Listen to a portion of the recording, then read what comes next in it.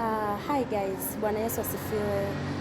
Leo ninatamani sana kuongea na wewe kijana mwenzangu ambaye umeokoka na unampenda Yesu.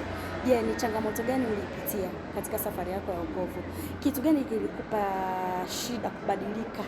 Yaani kutoka kwenye ule utu wako wa kale kuja kwenye utu mpya. Kama tunavyojua unapookoka unatakiwa kubadilisha tabia zako, mienendo yako, ongea yako, muonekano wako na kila kitu chako. Unatakiwa kuwa mtumishi wa Mungu sasa.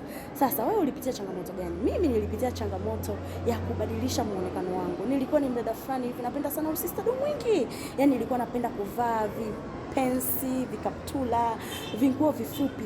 Na nilikuwa naamini kwamba nikivaa nguo fupi ndo nimependeza, nikivaa vipensi ndo nimependeza, ninakuwa mdada fulani hivyo wa kisasa. Lakini kumbe katika safari ya wokovu mavazi yanamtafsiri mtu tofauti. Ukivaa mavazi kama hayo unaonekana wewe ni muhuni tu wa mtaani. Sasa kile kitu kinanikwaza. Yaani mimi nimeokoka, nimeacha dhambi.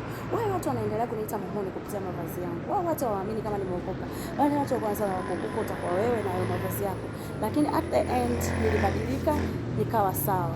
Sasa wewe unapitia changamoto gani? Je, ni ulevi au ni uzinzi? Ni kitu gani kinakufanya uwe addicted? Ni kitu gani kinakufanya wewe kushindwa kubadilika na kuwa mtu ambaye ni mtumishi wa Mungu? Mimi ulevi na uzinzi havikuwa vitu vyangu. Kwa haikunipa shida kuviacha kwa sababu nilikuwa nakunywa, lakini I was not addicted. Kwa sikupata shida kuacha pombe. Lakini pia kwenye swala la uzinzi na nilikuwa na mtu wangu mmoja, napendana naye, tunaheshimiana naye, haikunipa shida pia kuacha uzinzi. Sasa natamani kujua, je, wewe unapitia changamoto gani kwenye safari yako ya wokovu? Na mpaka leo unashindwa kubadilika?